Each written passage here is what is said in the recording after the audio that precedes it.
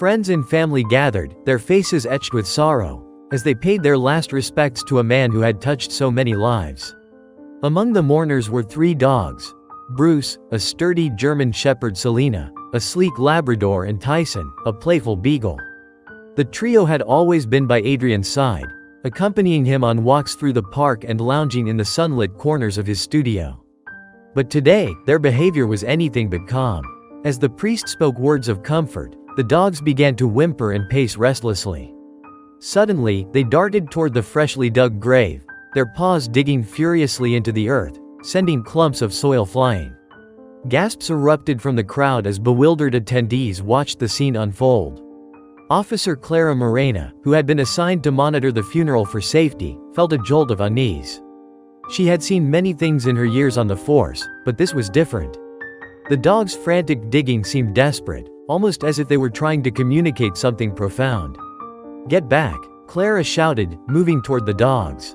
She knelt beside them, her heart racing as she noticed the depth of their digging. Something wasn't right. "What's going on, boys?" she murmured, her instincts kicking in. With a deep breath, she made a decision that would change everything.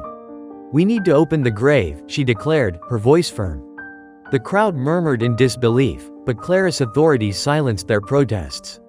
As the funeral director reluctantly complied, Clara's mind raced. What if Adrian wasn't really gone?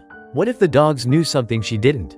The coffin was unearthed, and as the lid creaked open, a collective gasp filled the air. The coffin was empty. Panic surged through the crowd, and Clara's heart sank.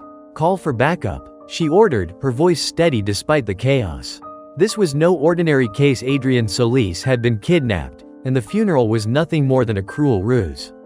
The investigation unfolded rapidly. Clara, alongside her team, began piecing together the events leading up to the funeral.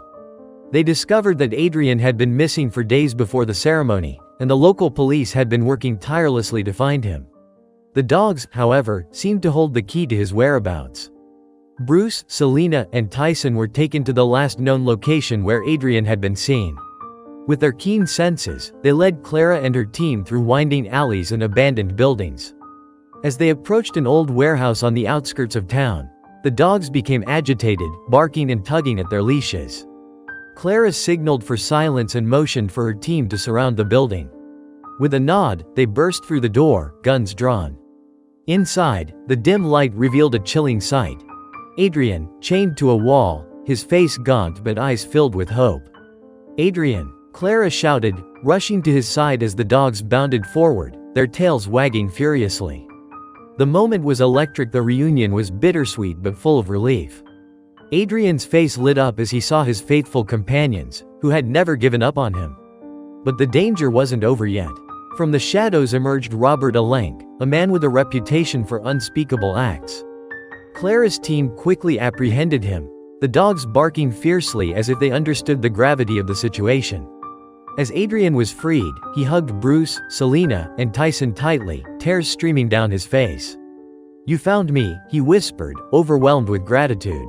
The dogs licked his face, their loyalty unwavering even in the darkest of times. In the days that followed, the story of Adrian's kidnapping and rescue made headlines. The dogs were hailed as heroes, their instincts and loyalty proving stronger than death itself. Clara received commendations for her quick thinking, but she knew the real heroes were the 3 dogs who had refused to give up on their owner. At a small gathering a week later, Adrian stood before friends and family, a vibrant smile on his face. "I'm alive because of my dogs," he said, his voice steady. "They showed us that love knows no bounds, not even in the face of despair."